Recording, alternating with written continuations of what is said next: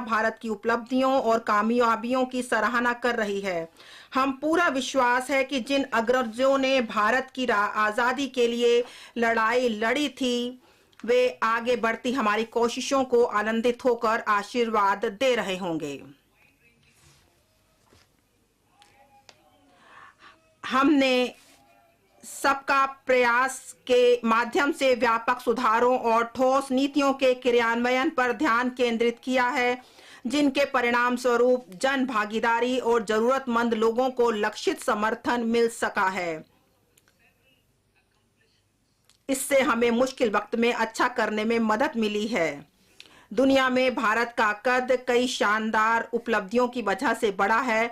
अद्वितीय विश्व स्तरीय डिजिटल पब्लिक इंफ्रास्ट्रक्चर यानी आधार, कोविन और यूपीआई, अभूतपूर्व पैमानों और रफ्तार से कोविड टीकाकरण अभियान, अग्रिम मोर्चों जैसे कि जलवायु संबंधी लक्ष्यों को हासिल करना, मिशन लाइफ और राष्ट्रीय हाइड्रोजन मिशन में अत्यधिक सक्रिय भूमिका इनके उदाहरण हैं। कोविड-19 महामारी के दौरान हमने 80 करोड़ से अधिक लोगों के लिए 28 महीनों के लिए मुफ्त खाद्यान्न की आपूर्ति करने की योजना के साथ यह सुनिश्चित किया कि कोई भूखा ना सोए। खाद्य एवं पोषणगत सुरक्षा सुनिश्चित करने के प्रति अपनी प्रतिबद्धता को जारी रखते हुए हम पीएम गरीब कल्याण अन्न योजना के अंतर्गत अगले 1 वर्ष के लिए सभी अंत्योदय और प्राथमिक प्रयास परिवारों को मुफ्त खाद्यान्न की आपूर्ति करने की योजना 1 जनवरी 2023 से लागू कर रहे हैं और लगभग 2 लाख करोड़ रुपए से अधिक के संपूर्ण व्यय का वहन केंद्र सरकार द्वारा किया जाएगा। वैश्विक चुनौतियों के इस दौर में G20 अध्यक्षता हमें विश्व आर्थिक अर्थव्यवस्था में भारत की भूमिका को सशक्त करने का एक अद्वितीय अवसर देती है। वसुधैव कुटुंबकम की थीम के साथ हम वैश्विक चुनौतियों का निराकरण करने के लिए और टिकाऊ आर्थिक विकास संभव करने के लिए एक महत्वाकांक्षी लोक केंद्रित एजेंडा पर चल रहे हैं। वर्ष 2014 से भारत के प्रयासों ने सभी नागरिकों के लिए बेहतर क्वालिटी की जिंदगी और इज्जत की जिंदगी सुनिश्चित की है। प्रति व्यक्ति आय दुगनी से भी अधिक होकर 1.97 लाख रुपए अधिक हो गई है। इन 9 वर्षों में भारतीय अर्थव्यवस्था का आकार भी बढ़ा है और यह दुनिया की 10वीं से 5वीं सबसे बड़ी अर्थव्यवस्था बन गई है। हमने कारोबार के लिए अनुकूल परिवेश के साथ एक सुशासित और नव अनुमेशी देश के रूप में अपनी स्थिति में उल्लेखनीय रूप से सुधार किया है, जैसा कि अनेक वैश्विक सूचकांकों में परिलंबित होता है। हमने कई साधारणीय विकास लक्ष्यों में भी उल्लेखनीय प्रगति की है। अर्थव्यवस्था और अधिक औपचारिक हो गई है, जैसा कि वर्ष 2022 में ईपीएफओ सदस्यता के दुगने से अधिक 27 करोड़ होने और यूपीआई के माध्यम से 126 लाख करोड़ के 7,400 करोड़ डिजिटल भुगतान से प्रतिबिंबित होता है।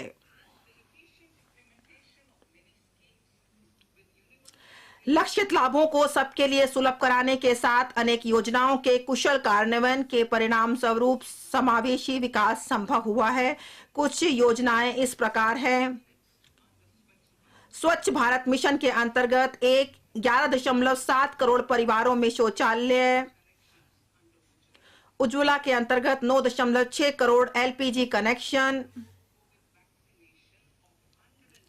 102 करोड़ लोगों को 220 करोड़ कोविड टीकाकरण, 47.8 करोड़ पीएम जन धन बैंक खाते, पीएम सुरक्षा बीमा और पीएम जीवन ज्योति योजना के तहत 44.6 करोड़ व्यक्तियों के लिए बीमा कवर और 11.4 करोड़ से अधिक किसानों को 2.2 लाख करोड़ का नकद अंतरण देना पीएम किसान सम्मान निधि के अंतर्गत। अमृत काल के लिए हमारी संकल्पना में सुदृढ़ लोकवित्त और सशक्त वित्तीय क्षेत्र के साथ प्रौद्योगिकी चालित और ज्ञान आधारित अर्थव्यवस्था शामिल है। यह हासिल करने के लिए सबका साथ, सबका प्रयास के माध्यम से जन भागीदारी अनिवार्य है। इस विजन को हासिल करने के लिए आर्थिक एजेंडा में 3 चीजों पर ध्यान केंद्रित किया जाएगा। पहला, नागरिकों, विशेषकर युवा वर्ग को अपनी आकांक्षाओं की पूर्ति करने के लिए पर्याप्त अवसर उपलब्ध कराना। दूसरा, विकास और रोजगार सृजन पर विशेष ध्यान देना। और तीसरा, वृहद आर्थिक सुस्थिरता को सुदृढ़ करना।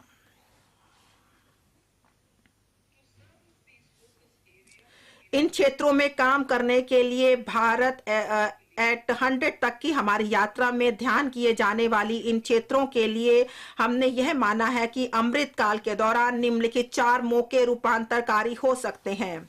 महिलाओं का आर्थिक सशक्तिकरण। दीनदयाल अंत्योदय योजना राष्ट्रीय ग्रामीण आजीविका मिशन ने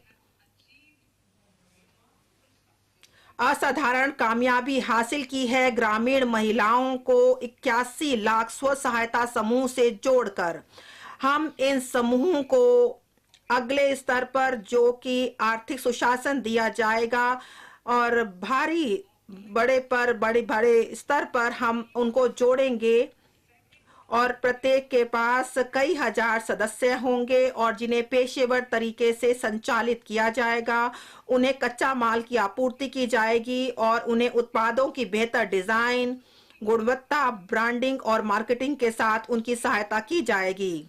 अनुसमर्थक नीतियों के साथ उन्हें इस बात के लिए सक्षम बनाया जाएगा कि वे बड़े उपभोक्ता बाजार में सेवा देने के लिए अपने प्रचालनों का दायरा बढ़ाएं। पीएम विश्वकर्मा कौशल सम्मान, पीएम विकास। सदियों से अपने हाथों से औजारों के सहारे काम करने वाले पारंपरिक कारीगरों और शिल्पकारों ने भारत का नाम रोशन किया है। उन्हें सामान्यतः विश्वकर्मा के नाम से संबोधित किया जाता है। उनके द्वारा बनाई गई कलाकृति और हस्तशिल्प आत्मनिर्भर भारत की सच्ची भावना को निरूपित करते हैं। पहली बार उनके लिए सहायता पैकेज की परिकल्पना की गई है। इस नई स्कीम के माध्यम से उन्हें अपने उत्पादों की गुणवत्ता, पैमाने और पहुंच में सुधार लाने, उन्हें एमएसएमई वैल्यू चेन के साथ एकीकृत होने में सक्षम बनाएगी। इस योजना के संगठकों में न केवल वित्तीय समर्थन शामिल होगा, बल्कि उनमें उन्नत कौशल प्रशिक्षण, आधुनिक डिजिटल तकनीकों की जानकारी और दक्ष हरित प्रौद्योगिकियां, ब्रांड प्रमोशन, स्थानीय एवं वैश्विक बाजारों के साथ संयोजन, डिजिटल भुगतानों और सामाजिक सुरक्षा के प्रति सुलभता भी शामिल होगी। इसमें अनुसूचित जातियों, अनुसूचित जनजातियों, अन्य पिछड़ा वर्गों, महिलाओं और कमजोर वर्गों के लोगों को बहुत सहायता दी जाएगी। पर्यटन। हमारे देश में घरेलू के साथ साथ विदेशी पर्यटकों के लिए आकर्षक स्थानों की भरमार है। पर्यटन में अपार संभावनाएं हैं जिनका उपयोग किया जाना है। इस क्षेत्र में विशेषकर युवाओं के लिए नौकरियां एवं उद्यमिता के शानदार मौके हैं। पर्यटन को बढ़ावा देने का कार्य राज्यों की सक्रिय सहभागिता, सरकारी कार्यक्रमों से समन्वय और पब्लिक प्राइवेट भागीदारी के साथ मिशन मोड में किया जाएगा। हरित विकास। हम हरित ईंधन, हरित ऊर्जा, हरित खेती, हरित मोबिलिटी, हरित भवन और हरित उपस्कर के लिए अनेक कार्यक्रम और विभिन्न आर्थिक क्षेत्रों में ऊर्जा के कुशल उपयोग के लिए नीतियां क्रियान्वित कर रहे हैं। हरित विकास के ये प्रयास अर्थव्यवस्था की कार्बन सघनता को कम करने में सहायता पहुंचाते हैं और हर क्षेत्र में बड़े पैमाने पर नौकरियों के मौके उपलब्ध कराते हैं। इस बजट की प्राथमिकताएं। इस बजट में निम्नलिखित 7 प्राथमिकताएं अपनाई गई हैं। वे एक दूसरे का संपूर्ण करती हैं और अमृत काल के दौरान हमारा मार्गदर्शन करते हुए सप्तऋषि की भांति कार्य करती हैं। समावेशी विकास, अंतिम व्यक्ति तक पहुंचना, अवसंरचना एवं निवेश, सक्षमता को सामने लाना, हरित विकास, युवा शक्ति और वित्तीय क्षेत्र। अब मैं प्राथमिकता नंबर 1 पर बात करूंगी, समावेशी विकास। सबका साथ सबका विकास के सरकार के सिद्धांत ने विशेष रूप से किसानों, महिलाओं, युवा लोगों, अन्य पिछड़े लोगों, अनुसूचित जातियों, अनुसूचित जनजातियों, दिव्यांगजनों और आर्थिक रूप से कमजोर तबकों को कवर करते हुए समावेशी विकास संभव किया है।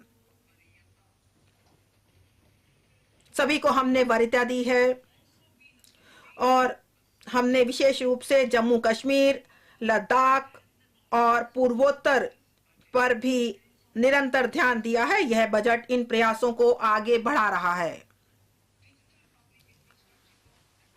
कृषि के लिए digital public infrastructure,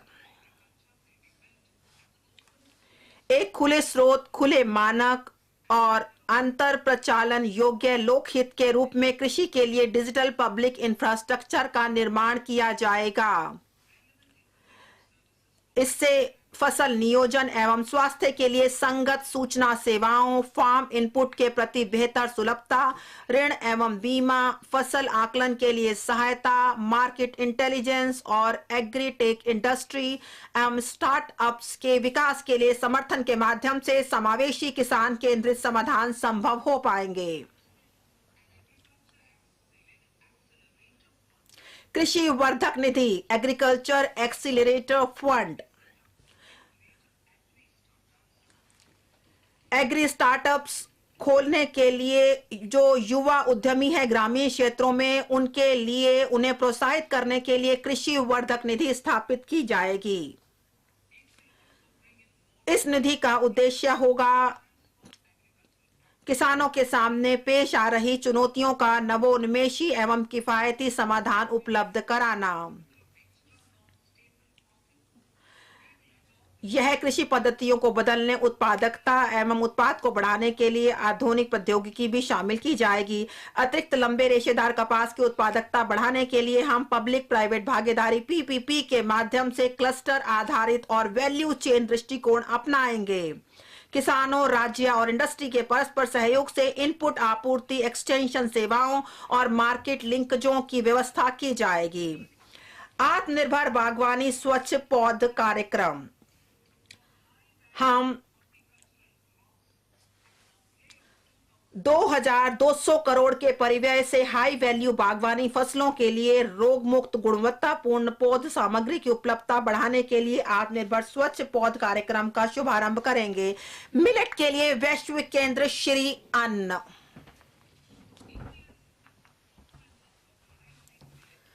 Bharat millet को लोकप्रिय बनाने के कार्यक्रम में सबसे आगे है, जिसकी खपत से पोषण, खाद्य सुरक्षा और किसानों के कार्य को बढ़ावा मिलता है। माननीय प्रधानमंत्री जी ने ऐसा कहा है।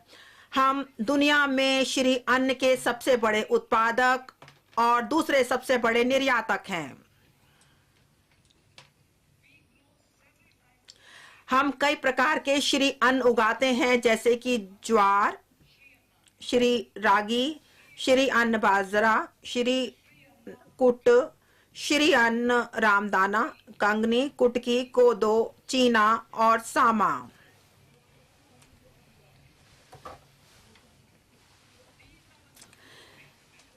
इनके ढेरों स्वास्थ्य फायदे हैं और यह सदियों से हमारे भोजन का मुख्य अंग बने रहे हैं। मैं